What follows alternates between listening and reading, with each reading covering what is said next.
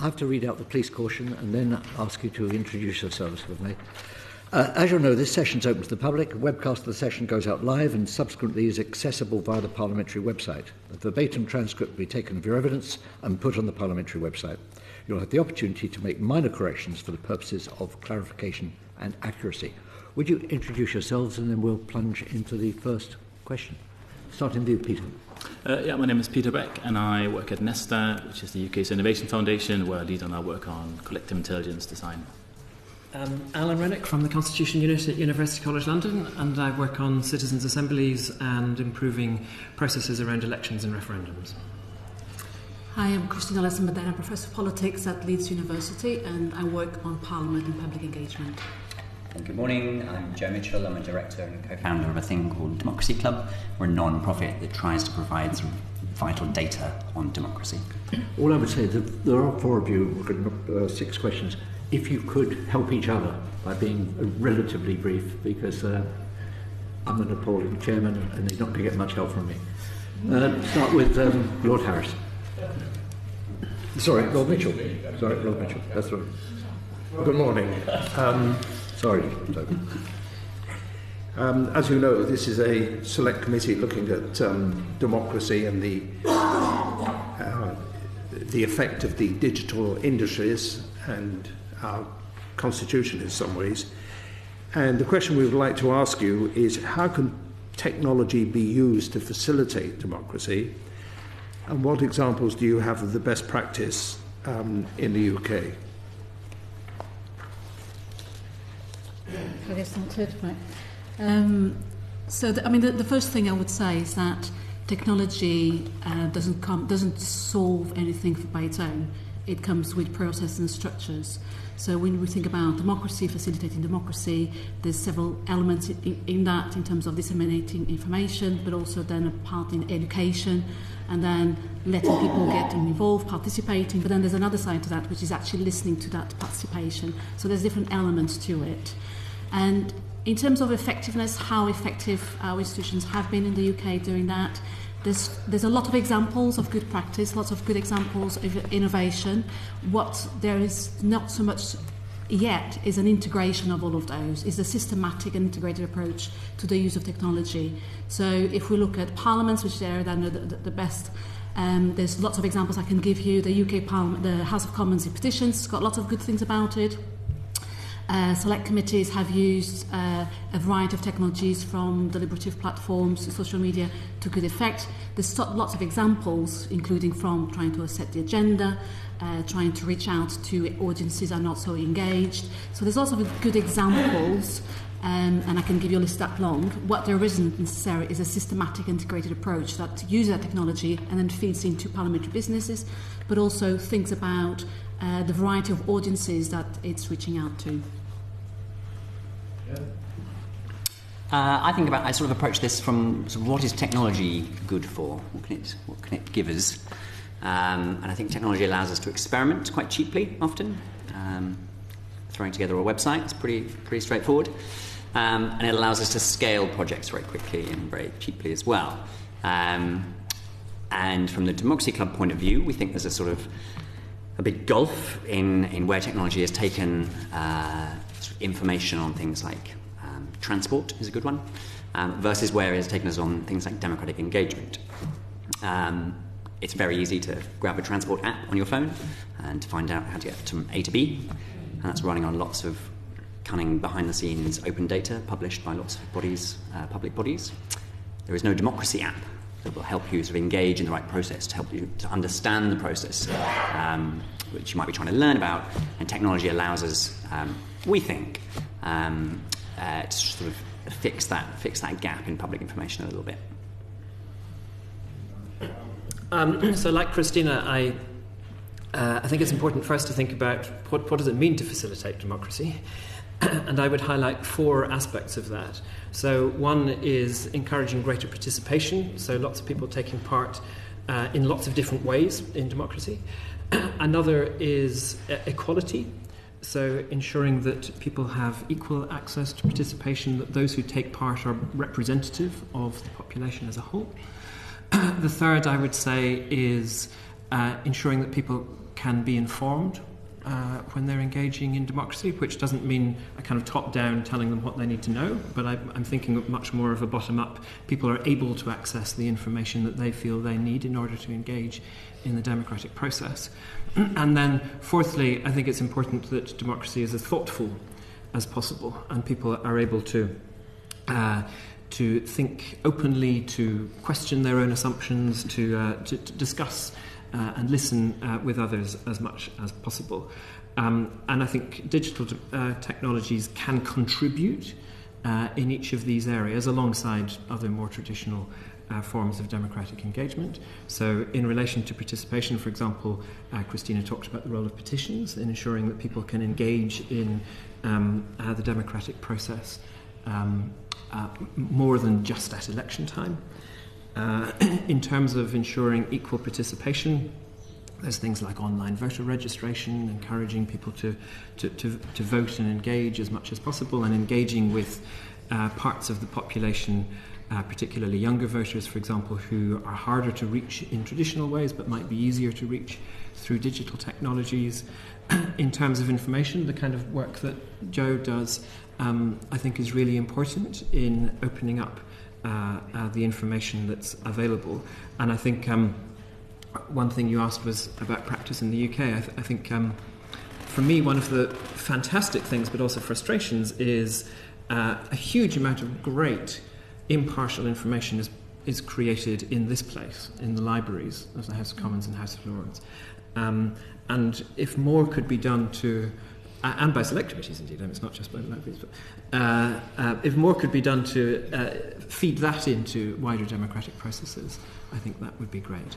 And then I think the hardest area, for me at least, in terms of digital technologies is ensuring thoughtfulness. Thoughtfulness in democratic engagement. We all know the problems of Twitter, but I've already talked too much, and I'm sure we'll get onto that later in the session. So just to add, I completely agree. The benefits of technology is kind of reach, scale, that you can't get through more offline engagement. I guess it's really important for me that we see technology just as another tool in the democracy kind of toolbox, right, to get engagement, broad participation, voice opinions and issues. And from our work, both in the UK and internationally, where we see this work really well is that when it works both offline and online, where it doesn't work or where it fails is when it's someone kind of just deploying technology for engagement without thinking about some of the offline engagement, what needs to happen as well. So, the work in Paris on open budgeting, which is one of the largest in the world, Madrid, Taiwan, all combine offline and online engagement. So the online technology is just another layer of the conversation to get broader engagement. And I think it's really important to see technology as that and not something that can just stand alone as a tool for democracy. So I think that's my kind of main point. I guess the other thing to say is looking at what's happening in the UK. So a lot of my work is looking internationally around kind of trends in this space. It is a bit frustrating kind of seeing the lack of uptake and drive in this space in the UK compared to what we see elsewhere. 4 or 5 years ago, we ran a big European-funded project called Decent, looking at democracy in cities across Europe, and we didn't really get any applications for funding from cities in the UK, versus we got quite a lot, and we ended up funding the usual suspects, Paris, Amsterdam, Reykjavik, and that's kind of an indicator of some of the kind of, I guess, a lack of uptake in the UK. Having said that, we are seeing more and more interest. The recent DCMS Innovation and Democracy Programme has really garnered lots of kind of interest and aspirations. On Thursday, Nesta will announce 19 small grants for innovation and democracy pioneers. Again, we had 290 applications for that programme from both local government but also NGOs across the UK who wants to showcase and demo innovations in democracy. And for us, it really shows that there is a lot of appetite and interest for this. But who's going to meet that and fund it and support it? I think that's the big question. Peter's already begun to answer the second question, because it was like a parallel question about the international examples that you could call on. So, perhaps but also to follow on and perhaps to link them together, is there a difference between where technology can help the structure, the system, like online voting, putting in a petition, and the other bit which is more difficult, which is the engagement? And am I right in thinking that we do quite well on the first, but we don't do as well on the second, or that the first is more developed than the second? I don't know, but it just seemed that there's some easy wins, aren't there, in just using digital technology on a structure and a system to make it work more effectively, which might not need a lot of change from people. So perhaps could you perhaps reflect on that as well, but the question is principally about international examples we might learn from. I'm going to leap in on the sort of first half of those bits and pieces, the sort of just classic procedural bits of democracy. So we have a very nice online register to vote website, works very well. Other countries think it's still ludicrous that we have to register to vote. Why aren't you already automatically registered? As a citizen. As a citizen. As soon as you turn 16, you get your NI card. You know, your computer systems presumably talk to one another. Why are you not automatically registered to vote? So I wouldn't go as far as to say we are succeeding on the first elements. And the other interesting bit, particularly around elections, is that because, unlike many other countries across the Commonwealth, for example, we don't have a sort of federal elections commission. Elections are obviously run by the 394 different councils in the UK, which is what gives us our job of like collating all that information. When are elections happening? For what area? For what position? Who are the candidates? Where do you vote? These really basic things typically have been solved overseas, and we haven't done that. By changing the way the structure system? Largely because of the way the system is structured. France, very centralised, has a good open addresses database, very easy for them to run. But there's an argument for keeping it local, isn't there? I mean, absolutely, it makes it harder to defraud, all the expertise is at the local level. And so what we say is that what we could do if we get the local level to publish its data as sort of in certain standards, then it becomes an easy aggregation effect, and then we can solve some of those early first ones. But I won't come on to the deliberative stuff, because I think it's probably more expertise. If I could just maybe build on what Joe said there about information and the ensuring that the sort of information that voters need is available. We did quite a lot of work over the last couple of years, and I have a copy of our report here on that, looking at the various different types of information that it's important voters have access to in order to participate fully in democracy. And right at the bottom of our kind of ladder of information is really basic information about where to vote, who your candidates are, that kind of thing. And even that kind of information has been very difficult to find for voters in the UK. Joe has done a lot of work, and Democracy Club have done a lot of work trying to promote that kind of information. But then sort of moving up our information ladder in terms of the complexity and the depth of information that may be available to voters. There are other countries, for example, that provide voter advice applications. So these are online tools. You've probably seen them. You just aren't familiar with the label, where voters or citizens answer a series of questions about their policy preferences, and then the website indicates which of the parties or the candidates are closer or further from them in terms of those positions. And Germany is the kind of primary example of that as a country where there is a public body that provides a voter advice application. And in recent elections, you see something in the order of a third of voters engaging with that voting advice application, and finding that that is a helpful way for them to understand better the choices that are available to them in the election. In referendums, similarly, New Zealand has used that kind of technique in relation to referendums. They had a referendum on the voting system in 2011, where there was an online tool that voters could use in order to understand if they had certain priorities in terms of what the voting system should achieve, so being proportional, ensuring representation of women, ensuring effective government, whatever it might be. They could get guidance from the system as to which of the options on the ballot paper would be closer to their preferences. And I think thinking creatively about using online space in order to provide that kind of information is really, really important. It all depends on the remit and how broad you're looking. Because from my democracy for me is down to the very basic of every time you have an issue, something you want to report to your local government, to central government, to a service provider. How do you create the short distance between you and the person who owns that issue, so you can communicate that and you can understand what's happening? And how can you also potentially meet others who have the same issues, so you can create a kind of a joint cause to do something about it? And that goes from, in my book, potholes, parks, local housing associations making decisions right through to same-sex marriage, changing constitutions. It's the full spectrum where these technologies can. But I think it's, again, coming back to the point earlier, it's about understanding what's the challenge we want to deal with here. And I think there's quite a lot of good international practice, and some in the UK on doing the easy stuff around reporting issues and understanding what's happening with them. But then less appetite probably for devolving some of the more complex nitty-gritty issues into kind of public deliberations. But I still think there's lots of opportunity. I think I can then give you 1,000 examples if you want of where that's happening across the world.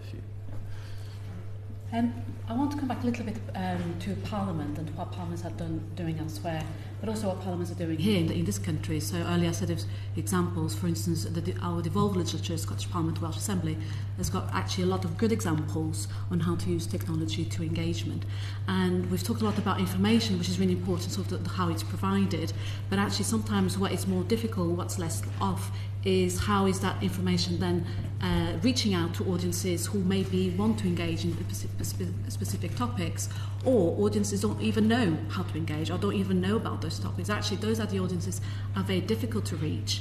And I'll give you a very simple example, which is sort of very simple technology, and it's a home example from a common select committee, work and pension select committee, which used technology as simple as cameras to collect testimonies from women who were basically selling for sex to make up for the bills at the end of the month because of the impact of universal credit.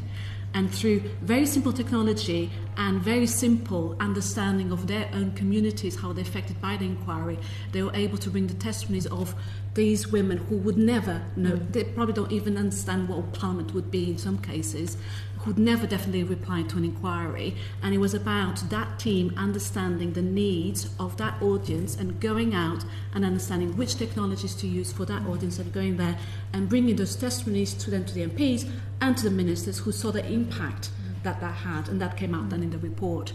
So I come back to the idea, giving information is really important, and that don't devalue in any way, but it's far more that the technology can do about that, and it's the other side about how are officials using that technology, how are officials using the technology in an intelligent and sensitive way according to different audiences and according to the issues that they want to look at. But if you come back to examples internationally, the key in terms of parliaments, the main parliament that is often quoted as a really good example to go to is the Brazil Parliament, Brazil Congress. Now, would you say that the Brazilian democracy is a good one? There's lots of question marks about it, and we could be here for a long time. However, it is an institution that uses, for instance, artificial intelligence, so it's starting to use in a very interesting way in terms of the information that it provides to the public, and in terms of how it aggregates the information between parliamentary bills, questions, you name it, within parliamentary business, around themes, and people engage through issues. And so they are using artificial intelligence to be able to fit in all the complexity that they have in there to submit to outside. There's obviously lots of problems with the system also, and I can tell you about those, but that's a good example. And there's other examples like that happening elsewhere, which are not necessarily happening here. I think actually here, in the UK Parliament, both the Lords and the Commons, is a good example of the other side, the engagement side. Not necessarily provision of information because of our institutions, centuries, and all the problems, how the information is stored, etc.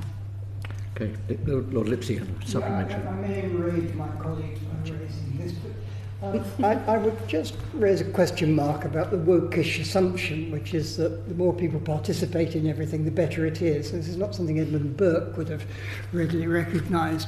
And I guess the last thing I read before coming into this meeting was some research by the Pew Foundation about the American people. This showed that now a majority of the American people do not trust the American people to make the right decisions. And that's a complete reversal from 20 years ago. Most people think and I think there is an element of that. Every time I look at my wife's inbox, I see 17 petitions for her to sign about things which, unless I'm mistaken, she doesn't know very much. And so I'm just wondering whether we should be confident that everything that comes under this head of increasing participation is right. There are some things I strongly support, like citizens' jury. There are some things I'm much more dubious about, like those damn petitions. Any thoughts? Other than the fact that Lord Lipsey is going to have to very carefully look at the transcript and... I stand by what I said. Can I just reply to the point about petitions, and then Alan can move? I mentioned the example of petitions earlier, and I specifically mentioned petitions in the House of Commons, not petitions in general. And I didn't mention it because they get thousands of signatures and all of that. I actually mentioned it because of the processes behind those petitions and how they're dealt with.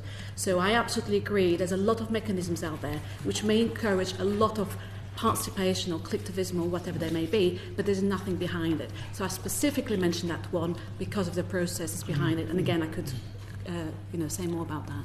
Very quickly from Alan, Peter. Yes, and I think other things being equal, greater participation is better than lesser participation, because in a democracy, the vibrancy of the participation and the engagement contributes to other things being equal to the quality of the democracy as a whole. The trouble is increasing participation sometimes harms some of the other desiderata of a democracy. So that sometimes you can have participatory processes that are very skewed towards people who like engaging in these sorts of things, and just having an online platform that only engages a very unrepresentative subset of the population seems to me problematic. You can have engagement processes that are very unthoughtful, undeliberative, uninformed, and similarly going in that direction is undesirable. And just one other thought that I would just add to that, I think what's important is that you're looking at the health of the democratic system as a whole. No individual part of the system can contribute on all four of the aspects of democracy that I offered. So, petitions are great at bringing in voices in a way that other kinds of democratic tool are not going to be useful. But if they don't then feed into some kind of deliberative process in Parliament, then they're not doing their job very effectively. So it's about building up the elements. Could I just jump in and bring Lord Knight in, because I'm going to lose him in a moment, and then we'll come back. It's in the same vein as Lord Lipsey, really, in that there's a lot about how technology is informing, engaging, empowering citizens. But I'm interested at the representation end as to whether there are examples internationally of representation being redefined by technology and the way that representatives work significantly changing as a result. Peter. I want to just quickly come back to the first question, then I'll come to this one. Is that okay? So I think I completely agree with you. I don't want a crowd to decide the government responses to the coronavirus. There are experts who do it really well, but it's about finding what is the right element and the right combination of kind of expert knowledge and kind of crowd mass deliberation. We're about to publish a piece of work next month with GovLab in New York looking at specifically this question. So how do you create that interaction? And there's lots of really good examples of, for example, civil servants defining a kind of a policy issue, but then opening it up to the crowd debating it, making suggestions, and then to try and get them to Parliament, you then bring it back into civil servants who create an actual post that can go to Parliament. So you try to create a better engagement between mass deliberation and expert knowledge over many steps. So I think we do have some good examples from across the world on that. To your question, so I think the best example is probably from Spain, from the Consult platform, which until the recent change of government in Madrid was this experiment on mass deliberation through the democracy in Madrid, and that grew out of this Indignados Podemos movement, right, where hundreds of thousands of people in Spain feeling left behind after the financial crisis in 2008 created this digital tool for deliberation around how to organise the political movement, which then, through a political party and a partnership with Manuel Carmena, who became the mayor of Madrid, became the platform by which they tried to engage citizens in how do we make decisions about spending money in Madrid and govern the city, which completely changed the way large part of that city's operating system worked. It then failed because there was change of government recently and it went from left to centre right, and as part of that, the kind of project fell apart. But it was a kind of way of kind of bringing a whole movement into government that have kind of felt underrepresented. So was that bypassing representation and going straight from citizens' empowerment to the executive? So there's a kind of whole study around how it didn't work within, because it's about reorganising how, you might know more what the project in Madrid than I do, but how then reorganising how some of the administrations in City of Madrid work. Some of the people from the Indignados movement who developed the technology behind the Cancel Culture platform were brought in to work in the government as some of the tech advisors to the CTO and others.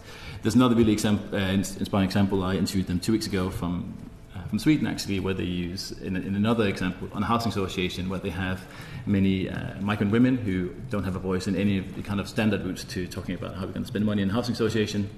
And there, they use this platform to say this is another way for you to kind of voice your kind of ambitions for what the housing association should do with its money and its budget.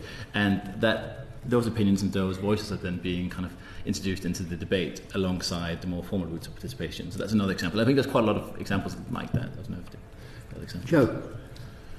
Two small examples of how democracy, representative democracy might change. One, sort of in using tools that might not have been imagined in that way, but one is crowdsourcing, or crowdfunding, in fact. So if access to finance was a barrier to people standing for election, they can now crowdfund. And we've seen this quite a lot. I think the Green Party's done a fair amount of this crowdfunding deposits for parliamentarians. I think that's quite interesting. The other thought is in transparency. So I think, Lord Knight, you are probably on Twitter. Oh, yeah. And I think a lot of politicians have sort of adopted these tools as a sort of better, cheaper, quicker way of communicating what they are doing, and that in itself is a boon for democracy, I think. But it can overwhelm representatives. I can appreciate that. Well, this is what I think is really interesting, is that I don't think the innovation happens sort of on the level above that. Yeah. So do you get together as representatives and say, actually, we have a bunch of user needs here, I'm getting 17,000 requests, and who is sort of helping you to think about a tool that to sort of thing. aggregate the sentiment that you're getting back through all of this noise, that may be those that are most likely to be using that technology, not necessarily representative of the people you represent as a whole, and some tools to help give you a dashboard around all of that would be really helpful, I think. Can I? Cristina. One of the things I've been working a lot recently is exactly about identifying the voices amongst the noise, because there's a lot of noise in social media, lots of noise in digital debates, whatever those may be. And for instance, one of my PhD students, her PhD is actually with the House of Commons, with the digital outreach team, about developing an app to, on the back of all the comments submitted, say you have 3,000 comments submitted in one day to an inquiry or to a web forum, whatever it is, how do you identify actually what's genuine in there, what is, something that can be used for the parliamentary business? And so what we're working on is trying to use technology on the other side, which is using the potential, the capacity of technology to analyse big data, to identify trends, to identify themes. And so that's something I keep saying, that parliaments need to skill up. The skills are just not there. And so technology is there not just to use to disseminate information, all of that, but it's also on the other side, and it can do it. That's something that we just need more of that, really. But examples, there's lots of examples, again, in this Parliament, of digital debates that are done, say, using a hashtag on Twitter, on Facebook, and then MPs, representatives, use that on the debate. France has online consultations to citizens now on themes also. You can go on a website, and there's a variety of tools that can be used for that. Again, Brazil has got loads in that area. So there's lots of examples of members, representatives being used those tools, but there is definitely a problem in terms of big data and analysing it. But it won't go away. It just needs to be addressed, really. And I think that actually a lot of the effort should be on that side. Baroness Morris and then Lord Mitchell. No, I don't use Twitter. I suppose Jim and I are typical of society. Some do and some don't. So I can accept that this might be an intermediary point while we move from one to the other. But what's the level of danger that people make the assumption, like I think you said, I assume, Lord Knight, you are on Twitter. So there is often that assumption that that's the way we're going. So is there a new sort of left behind, those who are still playing by the old system? Because what I'm not sure about is that our elected representatives can respond both ways. I'll be honest, I would still, if I wrote to my MP, I would still want a letter back, just the way I am. I would write them a letter and I would want a letter back. I would not write them an email unless they're a colleague. And I don't think I'm exceptional in that. So when I was an MP, I finished just before emails really, we were still answering by letters and just a few by emails. And I don't know how I would have structured my office to do both at the level which they've got. So my first question is about, that's where we are, we're in an intermediary bit, and you can't say in a year we'll all be on Twitter, because I really don't think it's going to be like that. So what's the danger that we're trying to run parallel communication systems? But the other one, I suppose, is there a point, if we do move further along that line, where we actually no longer have a representative democracy. We actually rule by referendum in its many forms. Because if you put your message out to Twitter as an MP and you've taken the vote and someone says be transparent, what did your feedback say on bringing back hanging? Let's take the traditional one. And you said, well, I did all that consultation and the vote came back for this, but I voted that.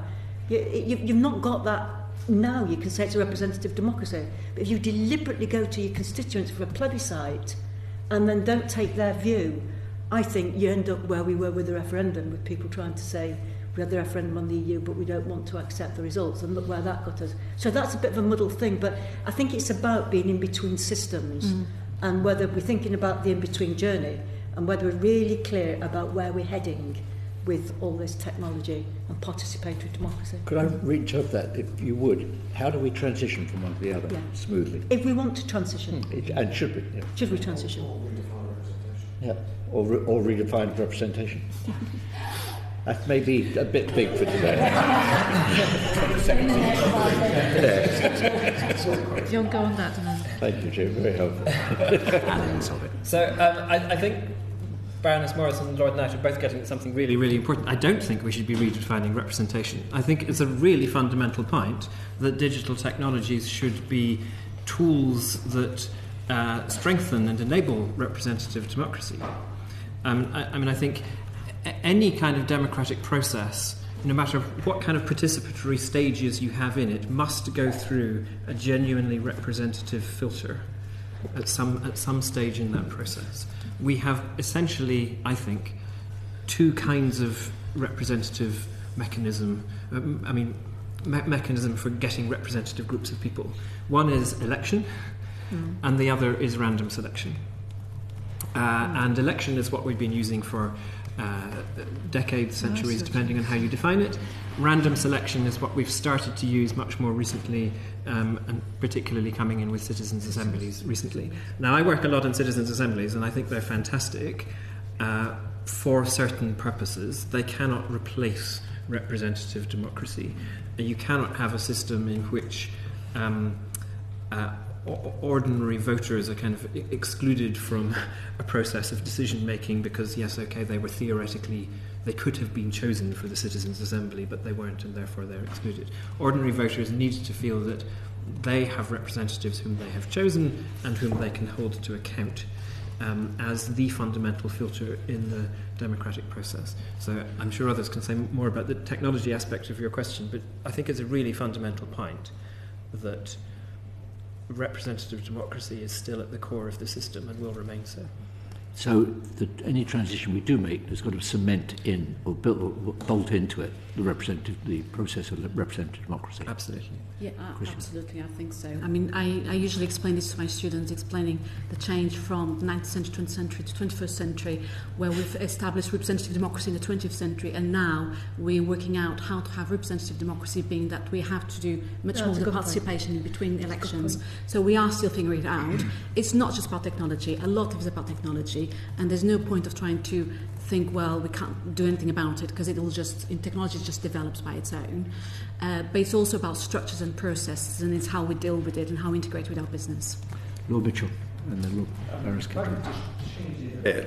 There is no more important aspect of democracy than voting itself. And I just wondered what your view is on online voting and whether there should be apps to be able to do it. And I feel that it's an inevitable direction we are going. We had a representative here from Estonia who talked about the very interesting things they're doing there. But I personally think it's important, and I think if you want to get more young people involved in the democratic process, voting is not a bad way to do it, and they're all walking around looking at their screens, and that's how they communicate. And I just wonder what your views are on it. Joe? I'm going to chip in on this one. So I take a little bit of an issue with the assumption that the reason people aren't voting is because it's not doable on an app. So the Electoral Commission did some research in 2017 at the local elections, and something like 50% of those under 30 or under 35 said they didn't vote because they didn't have enough information. And we did a similar poll at the general election, and interestingly, women index higher. So 62% of women, I think, said they didn't have enough information upon which to make their choice. So my question back is, how then do you test online voting in an environment that's safe to do so, so that you can test that assumption? Will it increase turnout? I don't think you sort of leap to sort of introducing it at a national level anytime soon. And I'm no tech expert, as I understand it, there is no such thing as a secure poll. Pen and paper is by far and away still our best technology for that. Peter? That's it, I just agree. So, yeah. So, sorry, are you going to? I'm sort of going to agree I'm in different ways. I'm concerned we've got 20 minutes to get through 4 more questions, that's all. Can I quickly ask, I mean, everybody's talking as if technology was neutral, yeah, and there's so much of what the anxiety is on both sides, I think, on the side of parliamentarians and on the side of users, yeah, is that the lack of neutrality. I've just come back from America where all the anxiety is about government, and then you come back here and all the anxiety is about platforms. And I just wonder whether you could very briefly say something about that fact, so we're not having this conversation as if technology was just literally we get it functioning right and everything's great. I don't think it's neutral at all, so I'm sorry if I gave that impression. No. I think providing information from Parliament, which tries to be neutral in terms of an institution, I think that is possible to do, and that's what officials have always done. They just do it now on a digital platform. But definitely, there's lots of ways of how technology is used. Can be used in a neutral way, can absolutely not be used in a neutral way. So that would be not an assumption I would do. Could I ask, because I may have misunderstood Joe. In the US, I'm very impressed by the notion that 16-year-olds can pre-register. And they can pre-register to parties or they can pre-register on specific issues. If you remember, in the aftermath of the Marjorie Stoneham Douglas shooting, the survivors, girls, went out and they've actually pre-registered 3 million 16 to 18-year-olds, based not on party affiliation, but on the commitment to vote against or vote for gun control. Can we do something like that in this country? It seems so utterly sensible to encourage 16-year-olds to look at themes and pre-register their interest in themes, and then find a way of, if you like, making sure they remain current with the thinking on those themes. I don't know how that system evolved in the United States, but we don't have anything similar in the UK, to the best of my knowledge. Am I right, Joe? Or did I misunderstand you? So you can register, you get the invitation to register at 16, I think, and so you get on the system, but then you are just sort of abandoned. And I think that's quite interesting. So technology gives us an opportunity when someone registers to vote for them to tick a box and say, actually, keep me updated. Let me know when the next election is. Let me know who my candidates are. And we don't take advantage of that currently. So we just leave people in a vacuum? Yes. That's interesting. Well, that would seem to represent an opportunity to engage and remain engaged. I agree. Thank you very much indeed. On your question, so I think we all probably agree that technology isn't neutral. And I'll come back to your question. I think there is no one silver bullet tech solution for any of this, but I think it's more understanding that some use Twitter, some use Facebook, some on TikTok, and some write letters. And it's about how do we come up with the right design where we bring in all these different tools to enable as much deliberation as possible around really important issues. And I think that it's more the experimentation on like how do we come up with that right combination that I think is missing. Then to your specific point, I think there are, so the example from We Taiwan, they tried to use this Polis platform. I can send more details on this, but essentially it's a platform designed to try and generate consensus, which is very different from how many social media platforms like Facebook, for example, so transcript here, are kind of being run, right? Where it's often about creating division or opposing views rather than getting consensus around like a common issue. So I think one, it's about kind of which platforms you use and what kind of deliberation they're designed to achieve. And I think again that is, we don't know really enough about how technology affects different types of conversation and discourse. And again, from the perspective on, that's what I want to understand more on, because they're the kind of tools that we then need to deploy in these settings. I don't know what the panelists say. Lord Harris. Yeah, I'm going to ask about deliberative democracy, but before I do, could I just pick up one point from Dr. Renwick and make sure I understand it? You talked about the German voter advice app. First of all, who controls that? Because we all know that you can ask a series of questions and produce an answer, and you can steer people in a particular direction. And clearly this becomes a very powerful tool if you steer people in favour of, well, actually, you may not realise this, but actually you're a supporter of this party as opposed to that party. So how is that done? Because it seems to me it raises all the same issues that we've talked about in other sessions about the algorithms used by Google, Facebook and everybody else. It seems to me it's the same issue. Yes, so in Germany the system which is called the Wahlomat is run by a federal agency of the government, but the decisions of what questions are included in that are made by what they call their editorial committee, I think they call it, and that is essentially a representative group of young voters. So the system was originally created in order to encourage engagement among young voters, and therefore they bring together a representative sample of young voters in order to do that. I think if we were to do this in the UK, we would not want it just to be representing young voters. I mean, it's increasingly anomalous in Germany that lots of people are engaging with the Wahlomat in Germany now, not just young voters, but nevertheless it's skewed towards, the questions that are asked are skewed towards the interests of younger voters. So, I mean, I would say this is one of the ways in which you can use deliberative democracy, that you have a deliberative process with some kind of citizen panel, citizens' assembly, that would come together in order to decide what do they think are the important issues that they want to have questions on within this. And so you would ensure that so far as possible it's in the hands of citizens, and then you can kind of bolt on extra things in that. So they can also say that they also want information on, not just on party policies, which is the classic thing in a voting advice application, but also, for example, on candidates, on candidates to be Prime Minister, for example, given that we have in practice quite a sort of Prime Minister-focused electoral process. So you're trying to empower the voters so far as possible. Okay, fine. I did want to ask about deliberative democracy. So, deliberative democracy platforms, could you tell us how, between the four of you, how they might work in a UK context? Would they be more effective at a local level or by forming part of a national policy-making process? And could I start with a cynical view, which is when I used to be a council leader, when you discuss it with local councillors, say, yeah, but what are we for? We are the 59 members in my locality are there to represent the public.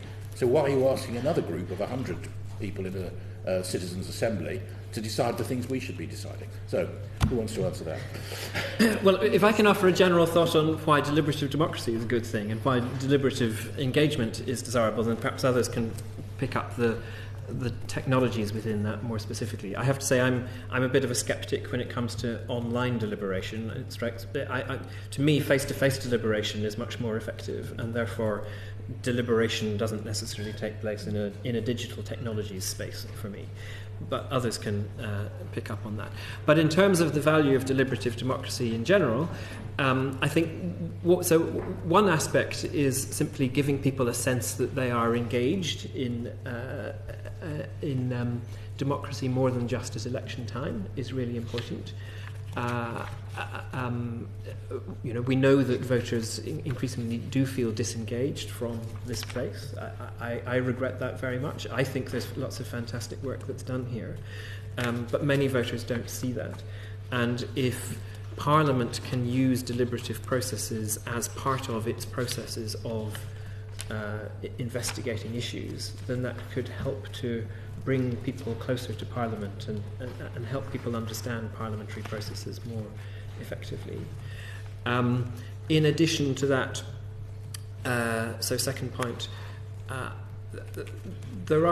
it can be difficult to engage in kind of fully open-minded deliberation on difficult topics if you're in a setting where party loyalties are quite important and where you've been elected on a particular platform, and you have to deliver on that platform.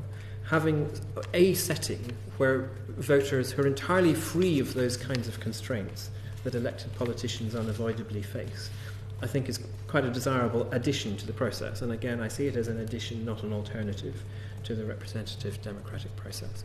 And then I suppose thirdly, and just more particularly, there are some topics that are just really difficult to deal with as elected politicians. Topics where you know that you need to act, but it's really difficult to see any path forward that doesn't bear political costs. So something like climate change might be a classic example of this, where any radical action seems to impose major political costs for whoever implements it. And having a deliberative process where citizens are saying, well, actually, we recognise that there are tough choices to be made here, and we've really thought about those tough choices, and we think this is the best way forward, can, I think, help elected representatives to make those difficult choices. But isn't that abdicating it to somebody else? No, because elected politicians are still making the final decisions. It's a tool to assist in the overall process by which... But to come back to Baroness Morris's point, if your Citizens' Assembly or whatever process you use says do X, or we have, having thought about it, decided X is that, but actually as the politicians, and you've got a leadership role as well as simply a determinant role, you think Y is the answer, you've actually made it more difficult to take that decision than otherwise. So a deliberative exercise would never just say do X. It would always, you would always be choosing it on quite a complex topic, where a citizens' assembly is likely to say, we think that these are the sensible points to take forward for the following reasons. And then, if you look, for example, at how this worked in Ireland with the Citizens' Assembly that made recommendations on abortion, they made a range of recommendations, and those then went into a parliamentary committee in Ireland. The committee looked at those again very seriously, thought about the evidence that it got from the Citizens' Assembly as well as from other sources, and largely agreed with the direction that the Citizens' Assembly had set out, but did certainly make some changes from it. And the members of that committee certainly thought that the evidence that they got from the Citizens' Assembly greatly helped them in coming to an informed conclusion, a conclusion that had genuinely been thought through, that they had, it had opened up space for them to think the unthinkable, and also a conclusion that would carry public support. Now, as I understand it, the concept is, I appreciate you're just the one answering questions, the other three may have strong views, and so do come in. But the idea of a citizens' assembly, for example, is that these are randomly chosen. Yeah.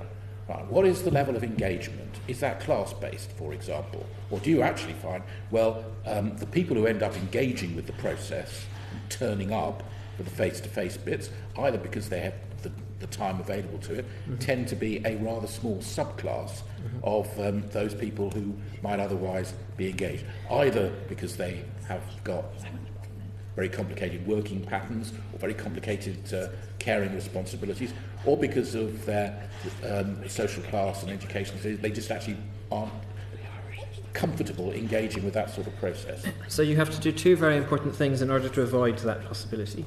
First, you randomly select, but with stratification. So you're ensuring that you have equal numbers of men and women. You ensure that you have appropriate representation of people from different class backgrounds. So the evidence is, on the whole, that so-called ABC ones are slightly more likely to accept the invitation to participate in the Citizens' Assembly than C2DEs, not by a huge amount, but slightly. So you compensate for that. And so you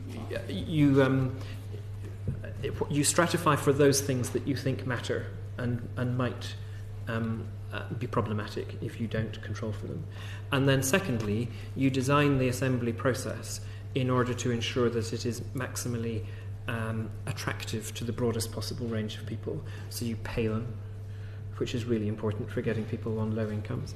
You ensure that either you provide on-site childcare or you provide additional support for people who have particular childcare needs. You engage in a range of activities such as that to ensure that people can participate. So, I mean, this is, I was saying in response to Lord Lipsey's question that the representativeness of these processes is really important, and you can't take it for granted. You really have to work hard in these processes in order to ensure that they are properly representative.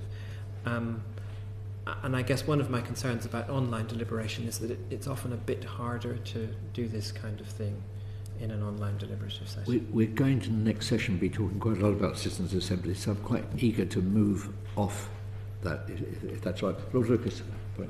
Looking at platforms like Delib and its Icelandic and Antipodean equivalents, are they a good way forward? If so, should the provision of them be restricted to public bodies, or should they be more widely available? And how can you reconcile Toby Harris's wish of the elected representatives to have, or more often the officers, to have control of everything that's going, with the considerable extra amount of work that comes from a lot of engaged citizens?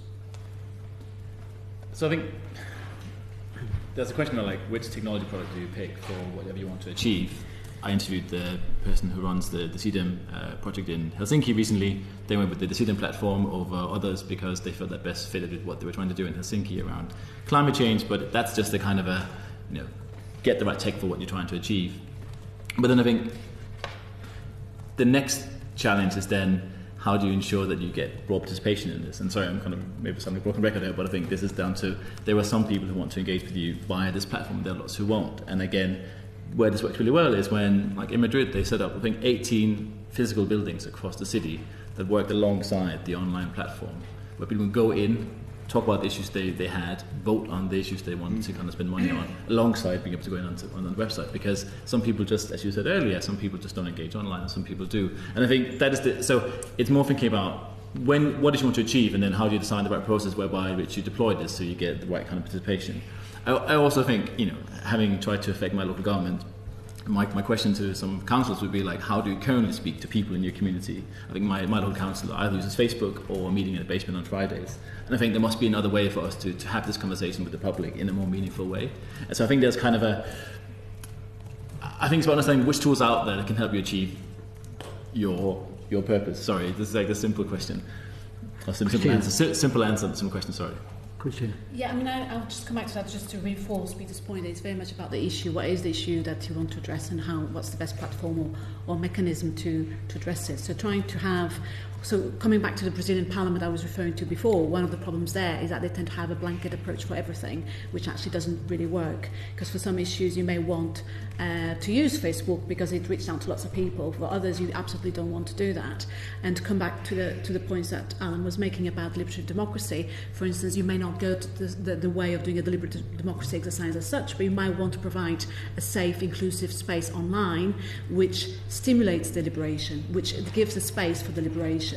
And a really good example for that was an inquiry in the Scottish Parliament on young people's mental health, whether they wanted to address issues which are really difficult to talk about, which actually young people might not feel very comfortable to talk about even face to face, but actually might be comfortable to talk about it online. And you could also have different spaces for young people, spaces for professionals who deal with young people. So it's a good example of how that platform, which is the dialogue platform done by Delib, who have a lot of experience in that area, was the right choice for that specific case, because it provides the right mechanism to collect those ideas. So I think it depends a lot on the issues, whether there's lots of really good examples, local, devolved level, national level, but it's much more about which issues and what mechanisms and the audiences you're trying to reach.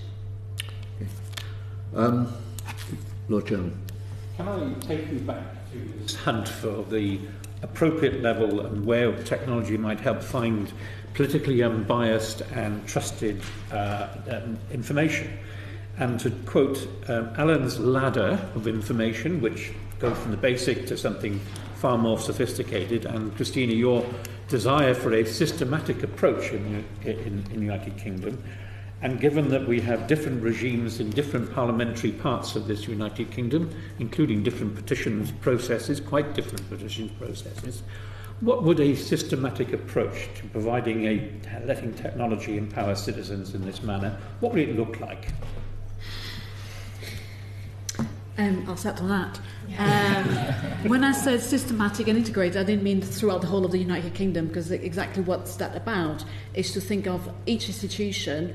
How do you have your own structures and process within that institution? So I was thinking specifically of the UK Parliament, being the Lords, being the Commons, how if you have an inquiry, if you have a service of committees and you want to do public engagement, that's fine, but how do you systematise this process so that all committees know what's available, all committees know how to link in to look at audiences, how to reach out to those different publics, and how to use that information to in their inquiry. So a very small example of what that might look like might be, for instance, committee inquiry reports, so the reports that they produce at the end, having a section which is specifically there for public engagement.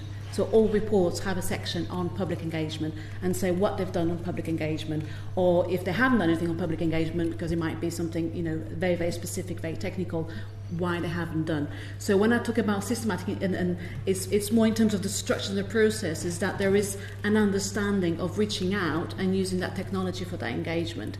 And then the other side of that, which is integrated, is about exactly thinking, okay, so we going out and collect information. There's a lot of broadcasting happening, a lot of information going out, a lot of dissemination. We do this, we do that, and there's a lot of excellent work going on. There's less sometimes of listening and using that information, using that evidence, and using that for their own inquiries or for the debates or what that might be. Obviously here we're doing a formal evidence session, so this sort of session does tend to go into the reports, but sometimes you see committees doing a hashtag exercise or something like that, and you might think, well, where's that information going to go to? So the integrated is basically about closing the feedback loop. I suppose, can I just ask, not pose the question I'm putting, is really who deals with this process of getting the sort of information on the ladder which Alan described? Who is going to run it, and where's it going to come from? How's it going to arrive? In order that, you know, you have all this available information in a systematic, with builds audiences as well. Alan, Peter, if you could write to us, so it's quite a complicated issue, and we're going to run out of time. So on this particular thing, if you have additional thoughts, could you drop us a note? Sorry to add to your workload, but it would help. Lord Black.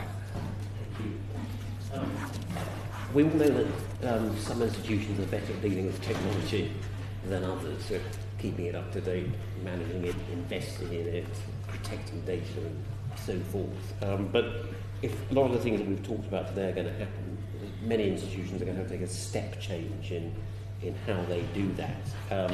So the question is really, how can technological development of that sort be embedded in the democratic institutions we're talking about here and all the other relevant bodies? Should there be some new organisation which is given that role, or is there an existing institution which can take on that responsibility? I'd say no, it's not an institution. I think when we see it happen and done well, it's when it's embedded in the existing institutions, where it's another tool for them to do their job well. When it's when it tends to not work is when there's like a new function, new role that sits outside the existing system that has to do this, because it's like deliberation alongside what we do already. It has to be part of your core job. I think that comes back to, then of course there is stuff around maintaining technology, you're updating software, you know, government, public institutions have departments that do that really well, but I think it has to be institutionalized, it has to be the role of both elected officials and civil servants to run and manage these services. And actually I think where some of these projects has kind of failed is that when they've been too aligned with a political agenda rather than a kind of public service reform agenda, right? So it's kind of, as I mentioned earlier, the example from Madrid, for many years we talked about it as being the gold standard. As soon as there was a change of government, it fell apart. It's a real shame, because for a lot of citizens in Madrid across the political spectrum liked it as a service, right? But because it was associated with a particular mayor and a movement, then it didn't work. I think the first thing is to institutionalize it rather than kind of make it a kind of a political project for a particular party. So I think that's the main ask from me. Joe. I look a little bit about the history of sort of digital transformation. That was the term that was used. So government set up the Government Digital Service. Lord Maud was most involved in that. I should grab him and ask him that question. Parliament then set up the Parliament Digital Service. There has never been a democracy digital service. The Electoral Commission has no sort of digital wing. And And while the Parliament Digital Service does great work on is now publishing Hansard in a very user-friendly, nice way, inspired by the work by My Society a decade earlier, there is definitely a gap here, I think. Democracy is not just what happens in Parliament. Asking local governments to do good digital stuff on democracy is a bit of a stretch right now. Is there some way we can provide some sort of central resource to aid the other bits of democracy? I think do you think there's an existing body that could do that? I mean, I look at the BBC a lot, and I think there's a very well-funded public service organisation that really should have been moving with the times a little bit, and it hasn't. Perhaps not so well-funded as it once was. Maybe in future it may not be. Another hour on that. But otherwise, I think we're lacking something like that. The Germans have this Federal Agency for Civic Education. Do we need something like that that can sort of look at this sort of digital experimentation, analysis, production? Yeah. But this needs to be a broad kind of democracy information hub, is how I tend to call it, rather than something specifically in digital technology. I think Peter's absolutely right that if you have the digital people separate from the people thinking about the overall democratic process, then you can have a beautifully designed petition system, but then it doesn't feed into another process, and it's really vital to connect all of those parts. Would you go so far as to say there is no overall digital process in the UK? There is no one stepping back. Theoretically, it's the Cabinet Office that steps back and says, how can we improve the system we've got? I think no one is stepping back and thinking about how to ensure that our democracy is working really well in terms of in terms of people discussing, being informed, engaging, all of that kind of thing. The Cabinet Office at the moment is thinking a lot about electoral integrity, which is very, very important. And, there are challenges on that front at the current time. But there's far too little thought, either there or in the Electoral Commission. They have quite a narrow remit, so it's not their fault that they're not thinking about it. So it's quite important for us. Would you all agree that there is a sort of void? Yes. At the top. Cristina?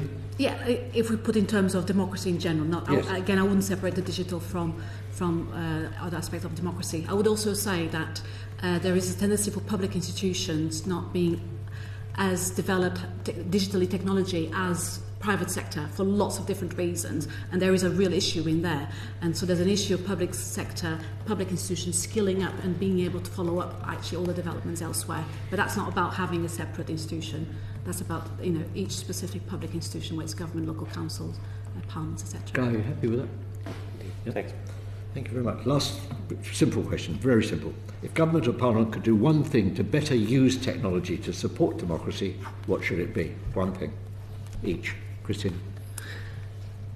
I'm going to say my second one because I know other people are going to say my first one. So I would say there's a lot of broadcasting, so they should do more focusing on listening tools. More focusing on digital tools. No, there's a lot of focus on broadcasting, so I would focus instead on developing listening tools. Listening tools. Listening. Okay. Joe? It's the digital infrastructure layer. You can have the exciting apps and things, but only if you get the sort of basic data right. And government and parliament are in a position to make sure that data is open, it is machine readable, it is well structured. All that sort of stuff across votes and legislation and decisions and budgets. Peter?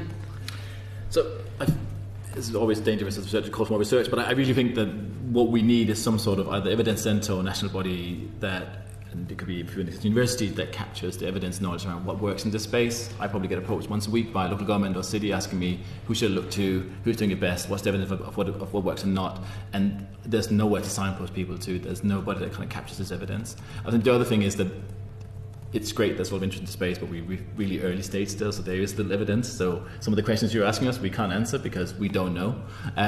And I think be able to kind of create better body of knowledge around what works and also what doesn't. When do crowds work? When do they not work with experts? So that we can create the best possible decisions. All that body of knowledge is almost missing completely from the space. So we just have anecdotal stories and kind of nice case studies. And we need to move the agenda forward by creating better evidence on what works. It's very helpful. Alan, finish. Create the democracy hub that we have been discussing. So create something that gathers together all the wonderful information that's already out there, particularly created by the parliaments and so on, but also fill those gaps, engage in deliberative activities in order to generate information that is not currently available, and ensure that that is then accessible by as broad a range of different people across the country as possible. Thank you. Thank you very, very much indeed. You're very kind. Sorry we overran by 10 minutes, but it's very helpful indeed. Thank you. The proceeding is currently suspended.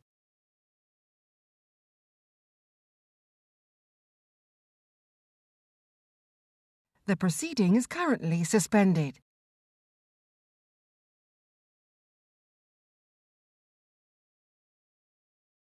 The proceeding is currently suspended.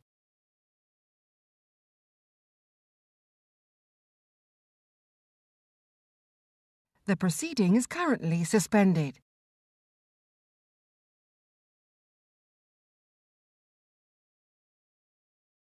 The proceeding is currently suspended.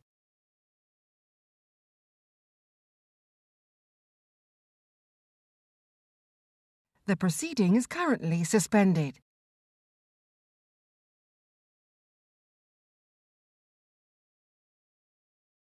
The proceeding is currently suspended.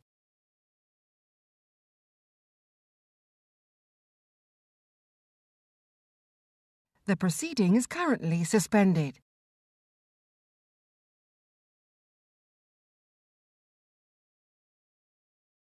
The proceeding is currently suspended.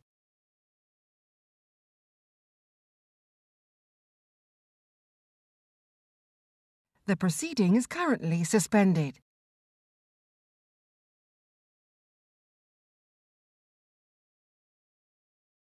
The proceeding is currently suspended.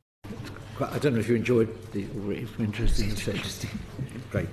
I have to read out this police warning and then we can crack on. As you'll know, this session is open to the public. A webcast of the session goes out live and is subsequently accessible via the parliamentary website. A verbatim transcript will be taken of your evidence and put on the parliamentary website. You'll have an opportunity to make minor corrections for the purposes of clarification or accuracy. Would you mind introducing yourselves and then we'll go to the first question? Sure. My name is Graham Smith. I'm a Professor of Politics at the University of Westminster and the Director of the Centre for the Study of Democracy. Rebecca Rumble, Head of Research at My Society. I'm Tim Hughes, Director of Involve. Thank you very much indeed. First question from Lord Lipsey. In hearing the debate we've been having, which has very much been focused on how technology can help representative democracy as opposed to just creating the maximum amount of noise.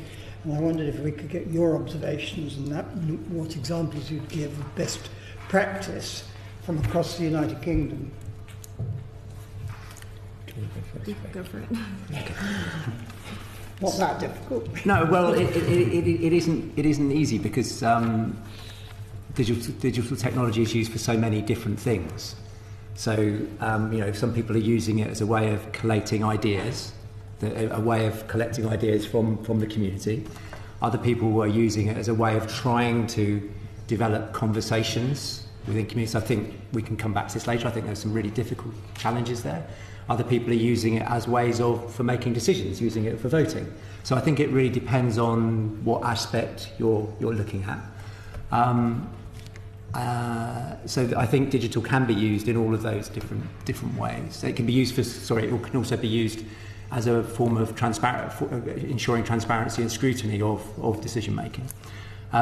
In terms of the best practices in the UK, I'm probably not best to answer that, to be honest. I think actually in the UK, my sense is we haven't used technology as well as some other countries. We can come back to that later.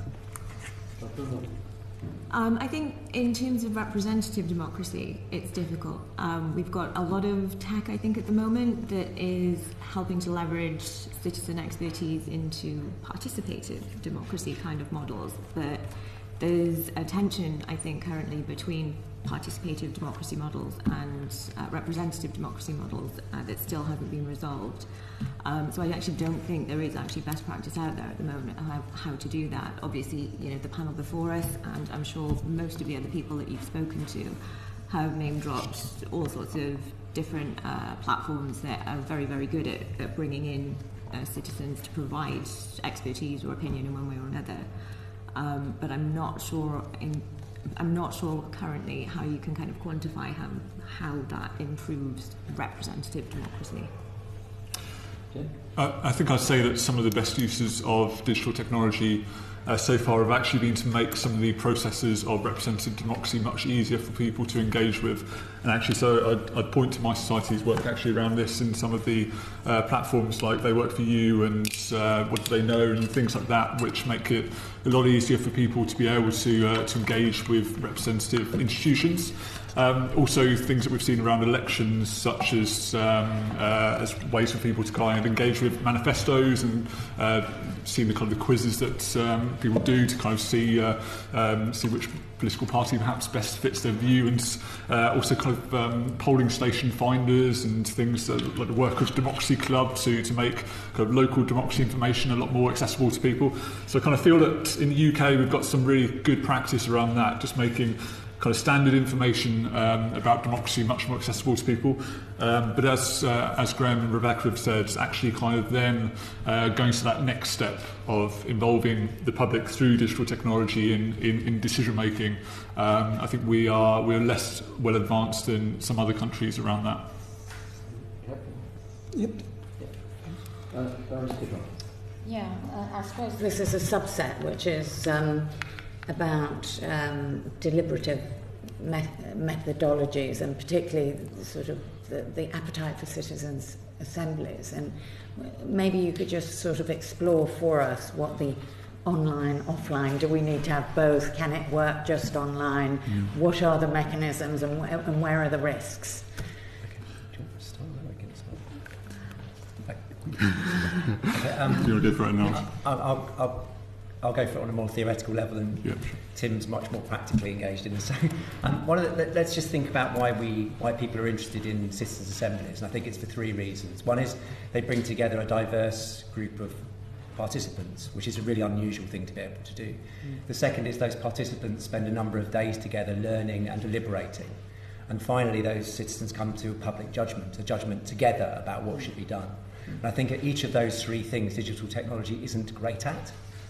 I think it does other things, but it isn't great at ensuring a sort of diverse group, ensuring people deliberate for days and learn and deliberate and come to public judgments. I think digital can do other things. Now, within citizens' assemblies up to now, technologies have been used in fairly simple ways, but really vital ways. One is ensuring the transparency of the process. So, for example, if you look at the UK Climate Assembly website, within hours they have all the presentations that have been made. They show what's happening throughout the day, so if someone wants to follow what's going on, they can actually see that online. They are used. Some citizens' assemblies use digital technology so that members can keep in contact with each other between weekends or between days. And thirdly, we've seen technology used in order as a way of that the general public can offer their views into the assembly. That's been more difficult and more challenging, because again, we're never quite sure which groups are offering their views, and that's been a challenge. So it's really been used in those three ways. So I think I'll start by saying that there's a lot of interest around citizen assemblies at the moment, but actually, I mean, citizen assemblies are one very kind of formalised and specific example of how deliberation can take place. And I think probably one of the messages that I'd want to give you is that actually there are probably ways that we can take the principle of deliberation and apply it to lots of other ways that participation happens, that people have conversations around, I guess, the issues of the day. So I think I think there's kind of focusing too heavily on citizen assemblies. I don't think it solves the wider problem of politics and how we can have a much a more kind of deliberative rather than a debate-based mode of politics. Kind of that's one side. With citizen assemblies, as Graham says, there is a certain power to having people in the room together. There's real kind of people build up real relationships and empathy with one another through that process. And replicating that online is incredibly difficult. There are some interesting examples of where people have tried to do deliberation online, and we've done kind of small-scale experiments in it as well. There are others as well who've tried deliberation online. And you can certainly replicate some aspects of the process, and it's certainly cheaper to do it online, and there are certain things that you can do with digital technology that you also can't do in the room. But on balance, I think there is, as I said, having people in the room for kind of multiple days to really kind of engage in depth with an issue. There's a real kind of power to that it's hard to do online. But I do think, as Graham alluded to as well, that the real opportunity going forward is to look at blended ways of doing this. Whether that be having citizen assemblies that meet both in person and online as well, to kind of get the benefits of both. Having those as opportunities for the wider community to be able to engage with the work of a citizen assembly, and we've kind of done that, particularly with a number of local citizen assemblies, with local residents being able to put forward evidence and ideas that they think the citizen assembly should consider. So lots of ways that we can start to think about how we might blend these different approaches together. I think with citizens' assemblies, obviously it was, last year it felt like the year of the citizens' assembly. It's not all I think any of us talked about last year. Just like the year before, everyone was thinking that participatory budgeting was going to be the new great thing to save democracy and engage all of the citizens. I don't think either of these things work. I don't think many things work completely digitally at the moment, because generally people don't have the right level of civic engagement to meaningfully engage online. The reason that the physical citizens' assemblies are so important at the moment is because the level of knowledge that people are bringing to those is very, very low. All of us, I think, have been at physical citizens' assemblies where the first day has to be spent really just kind of throwing information at people who are left reeling by the end of it, because there's so much information and there's so much they don't understand about how institutions work. So this is my this is my opportunity to sort of get in here, that I think an awful lot of the time doing digital democracy seems like a really lazy way of trying to solve a very institutional problem with the education levels of general society in terms of how Parliament and government works. That said, because we are just speaking about digital, we've done quite a lot of work over the last year on how you can implement digital components into citizens' assemblies. And again, working for a digital organisation, I find myself saying more often than not, no, don't do that digitally. Yeah. Because and I only want to see really good quality digital components actually being used. Again, a lot of the time, these kinds of digital activities are used as an excuse to kind of do it, but on the cheap. And doing it digitally is not just a solution to a budgeting issue. If it's not high quality on a digital level, it's not going to be a high quality engagement for anyone. So can I just pick up on that, and that very, very important point, which I recognise, which is that it's sort of, there's also seems to be a binary that's developing, that you either have to be an evangelist and it's going to solve everything, or you're a detractor because you criticise. And I tried to ask in the last session something about the neutrality or functionality of the technology, and I wonder whether you would all speak to what we have to consider as parliamentarians or as government about how to judge the functionality, how to judge the quality of that experience. What should we be looking for so we don't make the wrong recommendation? We don't want to make a detractor recommendation. We also don't want to make an evangelist one that has no quality within it. Maybe you could speak a little bit to that. Well, digital is just a tool. Substitute the word digital for on paper, and there's very, very little that digital can do other than kind of facilitate really good processes. Obviously we can do it at scale, but quite frankly, unless you are providing enough information, enough incentive, and enough outcomes for people, you can't expect them to engage digitally or in person. It's the same either way. But yeah, that cost issue is a very real thing, especially at a local level. Obviously, Parliament has better resources, it has a lot more human resources to run these kinds of events, but increasingly local government is looking at digital platforms as a way to kind of do participation on the cheap, and it's not it's not meaningful, it's distorted. You know, as the previous panel said, you get mass distortions in terms of participation then.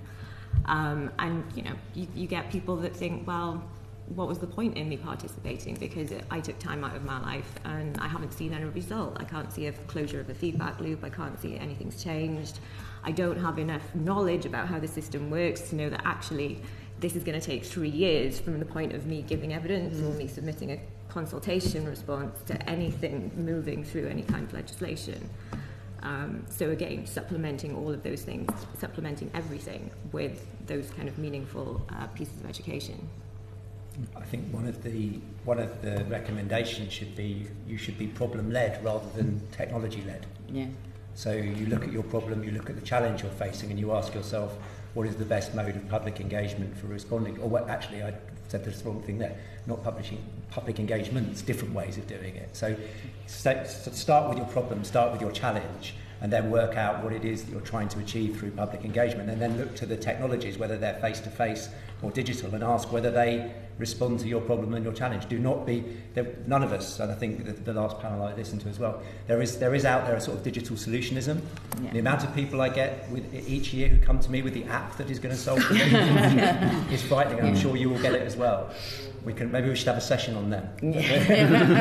But I think the answer is, you know, problem focused, challenge focused, and then what you're probably likely to find is actually going to have a blended approach.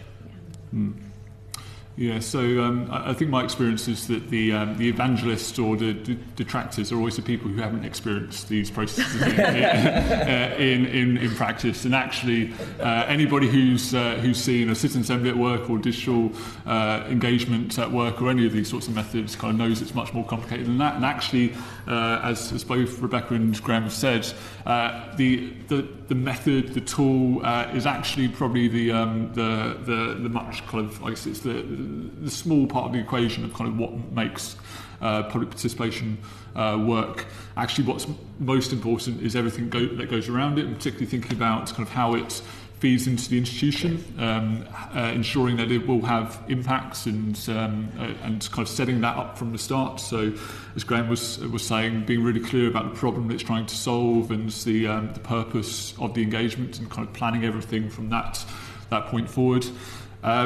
Kind of having a really kind of I guess good understanding of what it is that makes people engage, and kind of understanding where people's incentives come from for engagement, and kind of building that into whatever engagement you're doing. So I mean, tools are all kind of ways that you can then kind of realise some of this, but actually it's those kind of design questions and making sure we're focused around the issues that people care about and the things that can actually have an impact within institutions that really makes a difference. I think I'd actually just add to that one of the things that tech is very good at is putting the user front and centre through any process.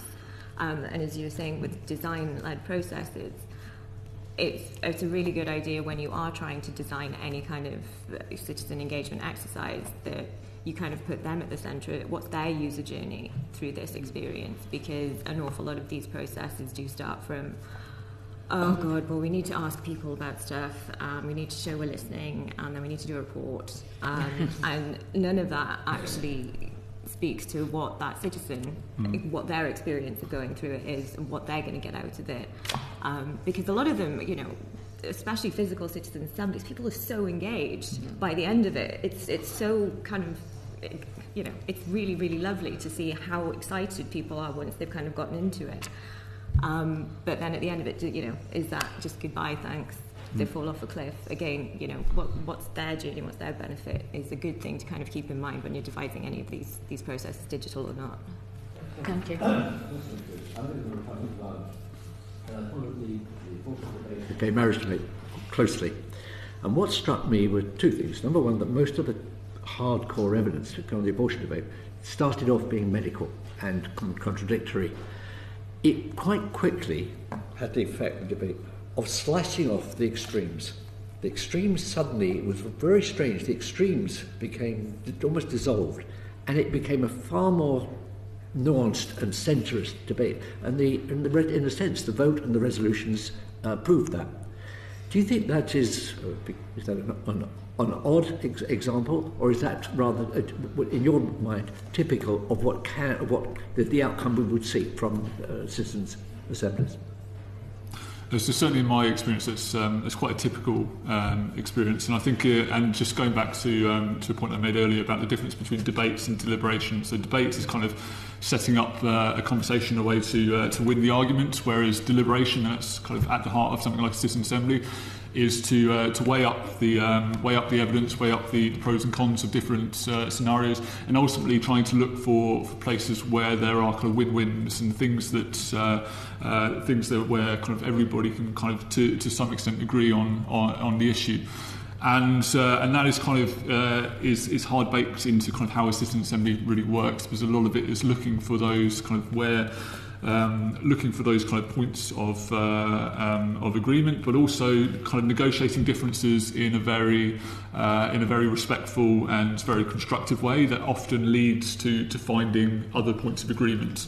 In my experience of probably the 15 or so citizen assemblies that we've run in the last couple of years, has been that there's absolutely opportunity there with the public to find a very kind of nuanced and very constructive solution to some often very difficult issues. One of the ones we're running at the moment is around hate crime, and that could, in some contexts, immediately be a very polarising topic. But through a citizen assembly, we've managed to have an incredibly constructive and very respectful conversation around kind of how to tackle an issue like hate crime. Great. I think that this is actually an interesting problem for tech in terms of design. Actually, is what is often referred to as the keyboard warriors who are out there, and they are representing extremes. And it is. If you spend any time on Twitter, you spend any time on Facebook, these people are, they love this kind of environment, and so creating an environment in which the most passionate aren't in control of things. Yep. Is actually the challenge. Now, citizens' assemblies do that, but other technologies, digital and face-to-face, do as well. I mean, citizens' assemblies are a particular way of doing that, but there is something about trying to create a political space where the extremes don't dominate. And I think that's true as much in Parliament as it is about some digital technology, as it is in a citizens' assembly. And that is about how you create the space. We know this space is incredibly different from the space down the road where debates happen. So we know that, and that's what we do. That's what, face-to-face engagement and digital engagement. We create different kinds of spaces. Some of them are dominated by extremes, others aren't. Rebecca, did you add? I'm going to echo both of these contributions. I think one of the hardest things is stripping out the extremes. And you can create digital environments that do that, but it puts an awful lot onto the individual then to engage in the way that you want them to. So again, it's a question of, how do you make it worth an individual's time when, it's really, really easy to throw out an opinion on Twitter. You can do it on the bus on the way home, and you don't really have to think very much about it. Maybe you should, but maybe but yeah, the more you try and curate a debate or a deliberation, the harder it is to engage, the more effort the individual has to put in it. So the less and less likely it is to be kind of universally used. That's unfortunately just the way with digital. If you have to kind of jump through hoops, then you lose people at every step of the way. So that it's a difficulty. It hasn't been successfully surmounted yet, but it's something for the future. Can I just add, there is some really interesting, this fits exactly what you're talking about, some really wonderfully designed argument visualization software out there which allows you to understand the dimensions of the debate, and they're really cleverly put together, but they're not really much fun for the user. But they get on there and they're used to Twitter, they're used to Facebook, and this kind of is trying to construct the space so that we're much more, let's understand what the arguments are in this particular space. They're very cleverly done, but as you say, users don't find it as much fun. Can you send us links to that? Sure, of course. Yeah, and I can send you a little bit of research on that as well. Yeah. Lord Lucas. Although the official evaluation isn't ready yet. Is there anything we can learn from the government's Innovation in Democracy programme, and looking also at Delib and its international equivalents? Is there anything we can learn from what has been the way in which they've been used in the UK to point ways we ought to be encouraging development? So my organisation involved has been the kind of lead organisation in delivering the Innovation in Democracy programme, and I think certainly lots that we can learn from it. I think one aspect of that is the power of combining these different approaches to engaging the public. So in all of the three pilots, kind of citizen assemblies were kind of at the heart of the process, but there was digital engagement around those processes to ensure that kind of residents and others could feed into them, and also kind of knew what was happening in the room, and or the kind of transparency element of it as well. So certainly on that, I think that. Having said that, though, I guess the time pressures and the challenges of a policy process often make that quite difficult to do in a really meaningful way. So it is something that requires really significant political and officer leadership in local government to ensure that you can have a really kind of well structured engagement process. I think.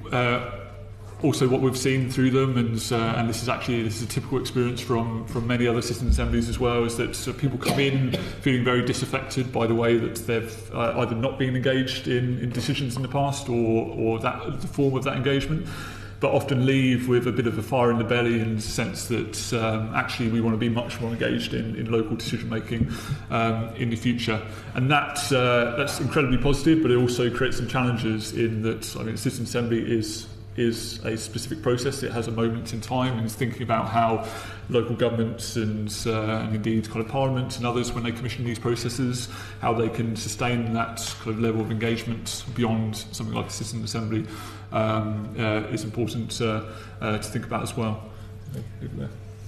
Yeah, it was a really good process actually. I thought it's quite nice when people actually come to you and say, right, we really want to do this, but we want to talk to you about it first, instead of just going straight out to procure something digital for it. So I thought that made the outcomes a lot more kind of beneficial than they could have been, having that kind of, again, sort of quiet, deliberative process about how best to go about it and where digital might fit in and that kind of thing. I think Tim was being really polite when he just referred to time pressures. It's really, really difficult to do anything really high quality when someone says to you, oh yeah, well, we've got this money, but we have to have it spent by the 31st of March, and it's November or something, you know. It's really, really difficult. I know this won't be news to you, but again, those time pressures really do mean that you're kind of running around, you're trying to get things signed off, you're trying to get things implemented, you're trying to talk to people, and you're trying to kind of rush through a process that really should be better thought out, just for the sake of the money coming out of the door before the 31st of March. So that's something that could definitely be improved on. Just a quick point, I was on the advisory board for it. I haven't seen the evaluation yet, but My Society, who were the partner, were the digital partner in the project, someone within your organisation wrote a really nice piece about how digital could be used. Alex from My Society, about how digital could be used, including ideas about using argument visualization software. And I know that everybody would have liked to have tried some of that, but because of the time constraints that Becky was just talking about, meant that they were unable to be implemented. So there is a lot of enthusiasm out there, but unfortunately some of the procurement timescales that governments and local government work on do not help us when we're trying to innovate. Actually, could I just ask? I mean, clearly this process you've been heavily engaged in. I'm interested in the question of who properly engages with it, because I rather suspect there is a class bias, a social class bias in this, and that the people who will, when they've finally been convinced to commit the time, will immerse themselves the most will be pushy middle class. Someone's shaking their heads already, so convince me. We're those of us who are involved in this are really careful to ensure that doesn't happen, because we know that if you just put a general invite out there, it will be a white middle class bias to it. Yeah, I accept you socially stratify it. Yeah, no, but it's going beyond that. That you socially stratify, you've got to have how many people it is in the room, come to the first meeting, and then the ones who will push themselves forward within that group. So just a bit of evidence on that. It's not. First of all, they work in this group. This big group of 50 to 100 people break down into smaller tables, working on with somewhere between 6 and 10 people with a facilitator.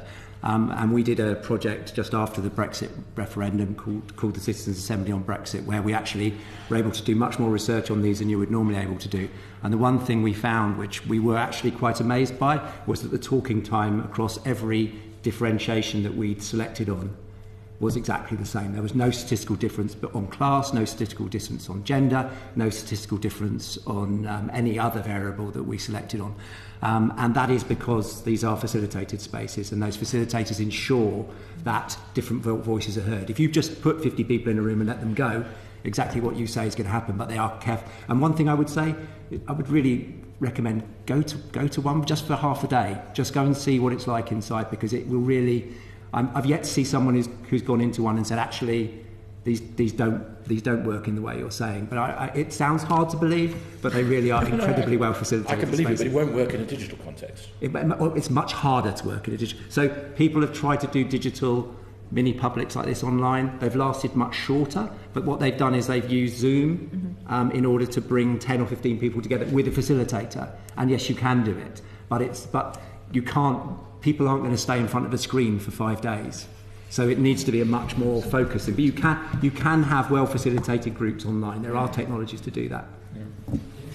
So the evidence that kind of Graham presented is, I guess that is kind of giving us the academic kind of evidence and to back up what we've kind of always felt through these processes and experienced, and actually some of the kind of the little personal stories that come out through something like a Citizen Assembly is incredible to see. So people who do come into those contexts kind of feeling quite timid, but actually throughout the process they're building up their confidence to speak, and by the end of it they are presenting to a room, they're presenting to the council their recommendations, something they never would have thought or dreamed of doing when they entered the room. So actually it's kind of built into the process that you're kind of building up people's willingness to engage throughout, and kind of also, as Graham says, to kind of equalise those kind of power imbalances.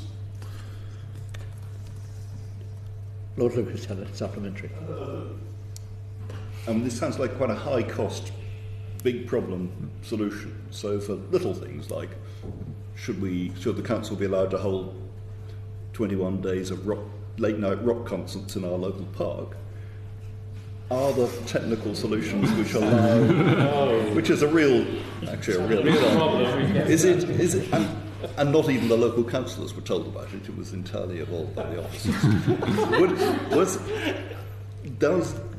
Does digital provide a way of engaging more than the local activists making objections into the system? Is there a way forward there? And is there a way forward to allow a local community to evolve ideas of what they'd like to happen prior to presenting them into the representative system?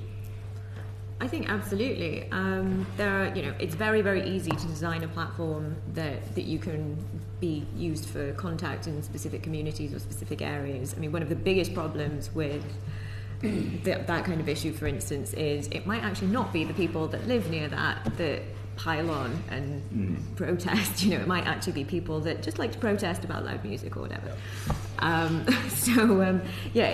You're going to get a better quality of engagement if you are able to kind of limit those interactions and those kinds of consultations to fairly short bursts with the actual people that you believe will be affected by it. But again, that does still take some kind of cerebral engagement on the part of the council, for instance, to say, okay, well, it might not just be residents of these streets or these areas that are affected. Does it affect people coming into the area, parking and going to work, for instance? Does it affect these businesses that are a nighttime economy or whatever? So again, building a platform, building a method of engaging with these people on, you know, something that's not big world life changing is not difficult. What's difficult is trying to get them to engage with you and making sure that whatever opinions are sourced through that are representative of the local area.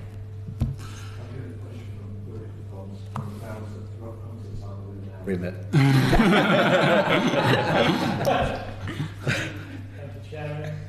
Good afternoon. My friend Lord Lucas has always been less interested in the age of rock than the rock of ages. We'll move on from that. Is it desirable for government or local government to operate new democratic technology platforms to gain public input, or would it gain more independence if it was a civil society initiative? Okay.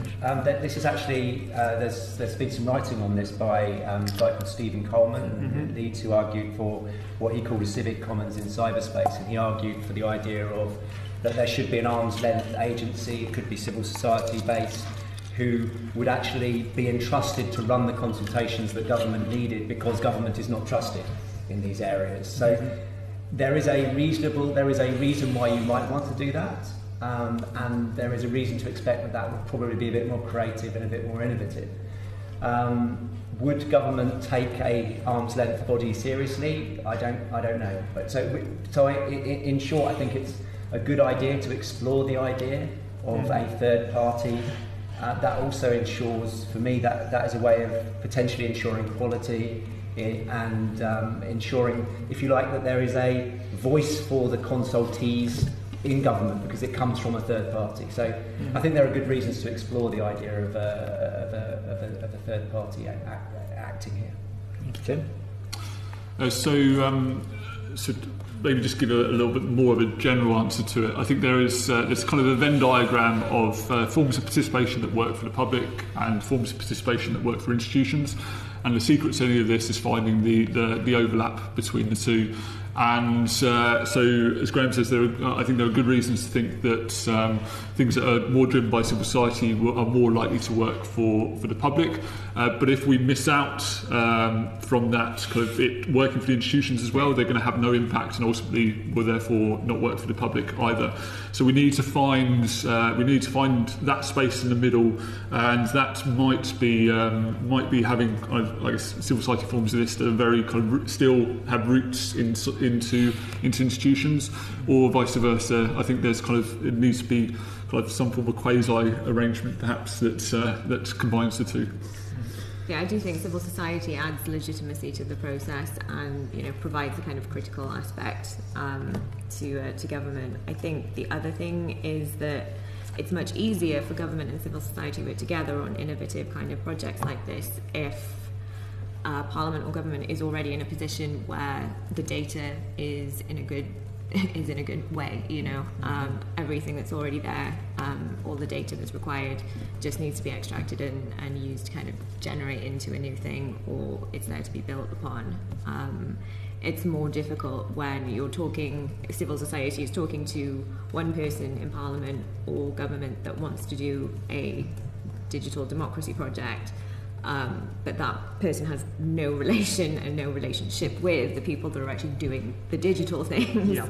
And that is obviously getting much, much better. And, you know, with the advent of GDS and the Parliamentary Digital Service here, it's gotten much, much better over the last 5 years. But quite often we do end up having dual conversations with people that are from one area here but want really to do something that requires the expertise and the sign-off of people who are here in a completely different place. So unifying the voice that you speak to civil society with before you even go out to a tender like that is really, really important. Thank you. Baroness Kidron.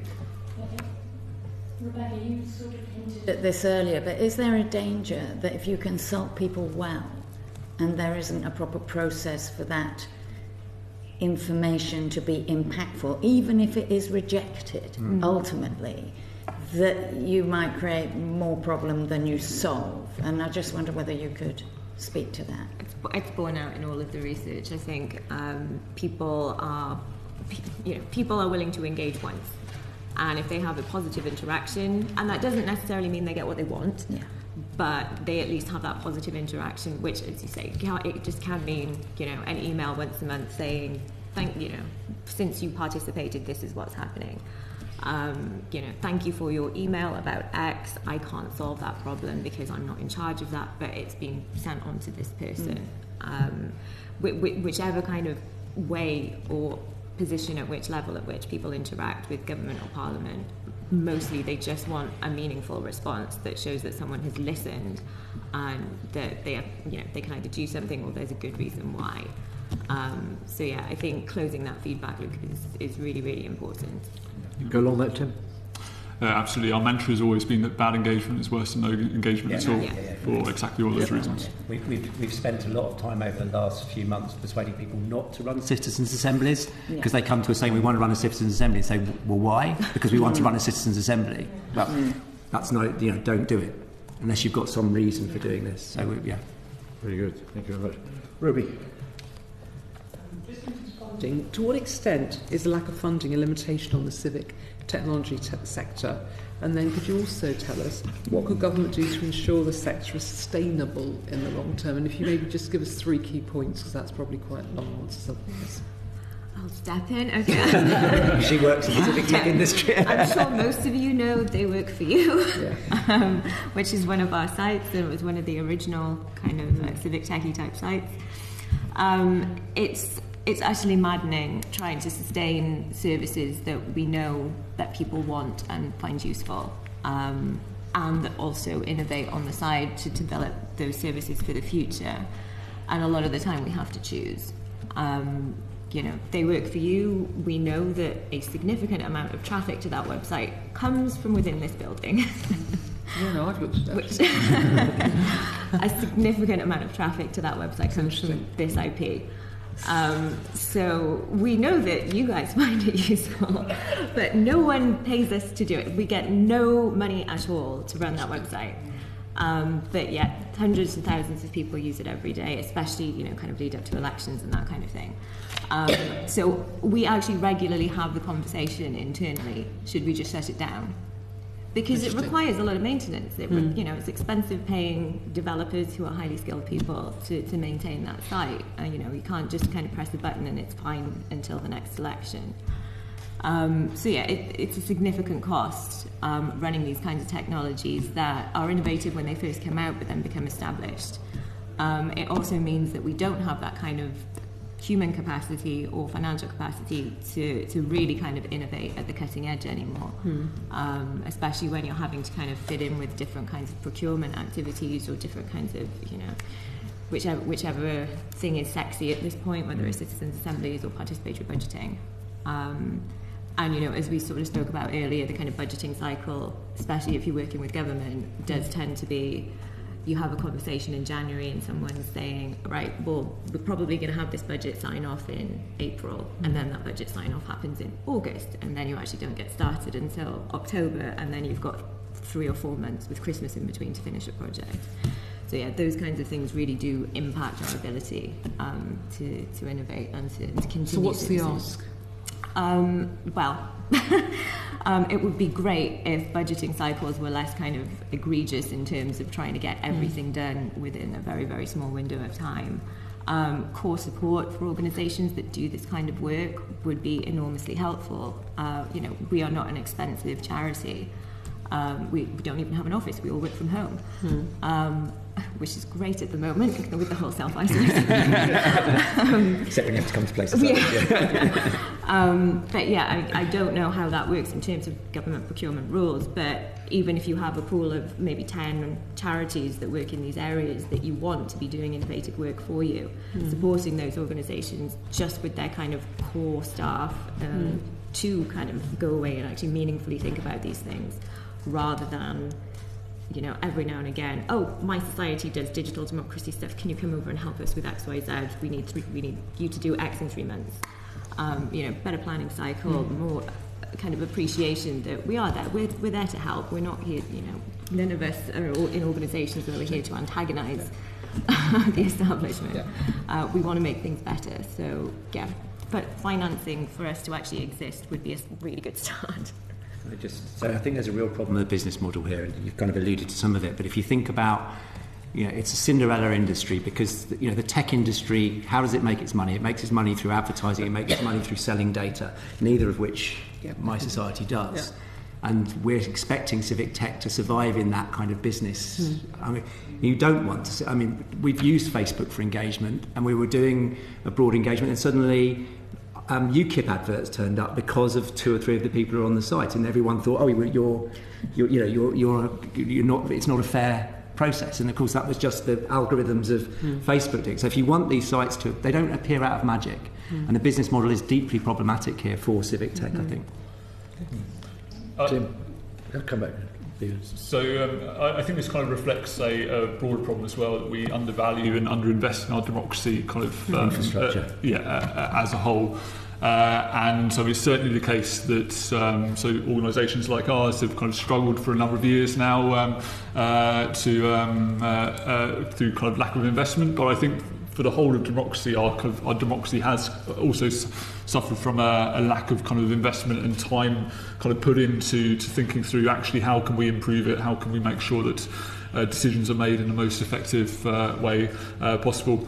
And I think in relationship to kind of civic tech and digital democracy specifically, I think there's also an issue with where the money that exists goes as well. I mean, everybody wants the kind of the new, latest, kind of innovative, kind of shiny app that gets designed and then nobody uses it. But the stuff that's the nuts and bolts stuff that people do use suffers from underinvestment. So it's also just about how we think a little bit more about actually where do we want to, what do we value, and actually what's going to have an impact. Work for you should be a function of the parliamentary website. And my question is, were that to be offered, do you see a trust issue as soon as it becomes part of the institution, or do you think that there's a sense in which you would like to be third party but paid for? There's arguments for both. My chief executive isn't here, so you're not impersonating either. He might read the. I don't know if he's watching. No, he can phone in. Ideally, Parliament should be doing most of what they work for you do anyway, right? Most of the data comes from Parliament. You produce it. It's horrible the way you present it. It's much easier, it's much user-friendly on They Work For You for people, especially people that don't really understand how this institution is structured, which tab they need to drop down on, how to access things. It's a user journey, as we were talking about earlier, that's far better for people on They Work For You. Yes, there are a couple of aspects of it that I don't think would be good if Parliament did. Certainly the things like the algorithms that say, okay, well, this person broadly voted in favour of this particular thing or that particular thing. I understand why that would not be an appropriate thing for the Parliamentary Digital Service to do. But yeah, generally, I think we'd be very happy if we were a paid third party for it. But also, a lot of that work, as I said, ideally, Parliament should be producing it in a user-friendly way as well, assuming you want people to use it.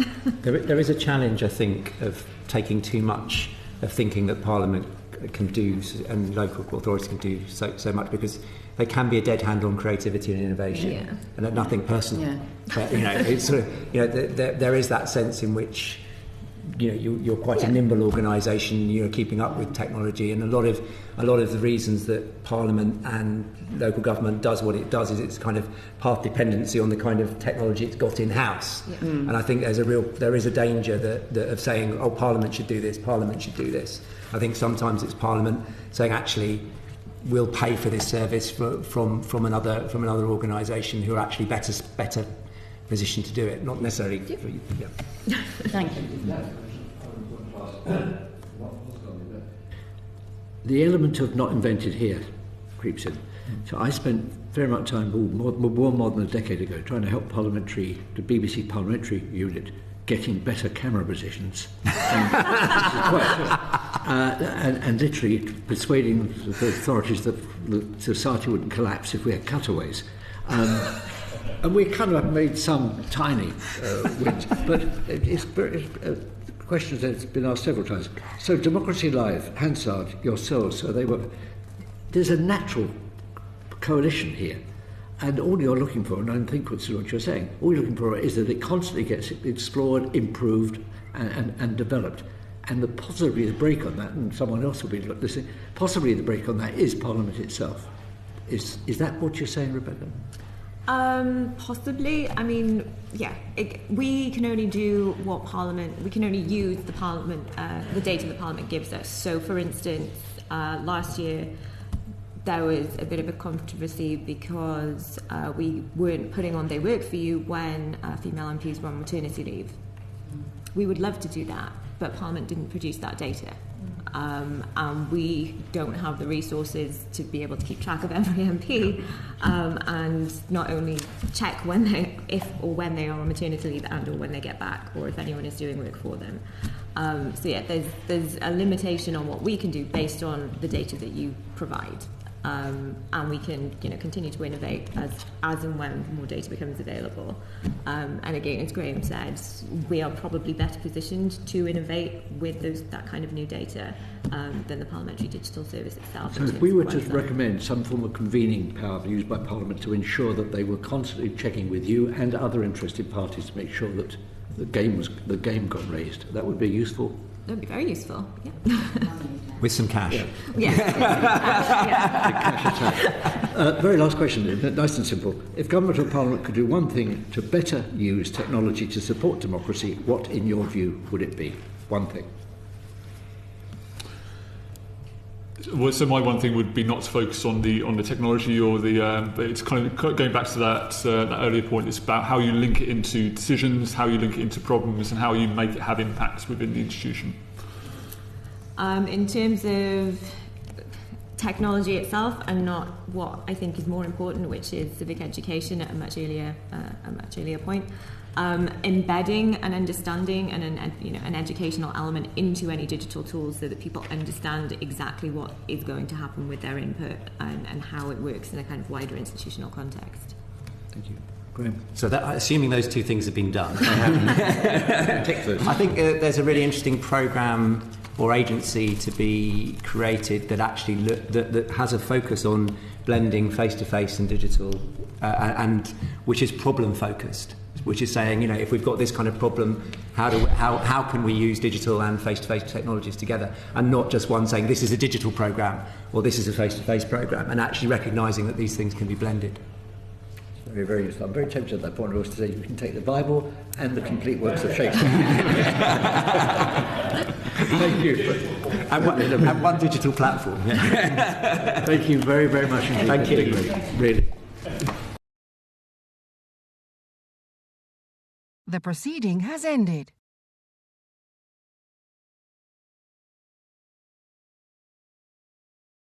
The proceeding has ended.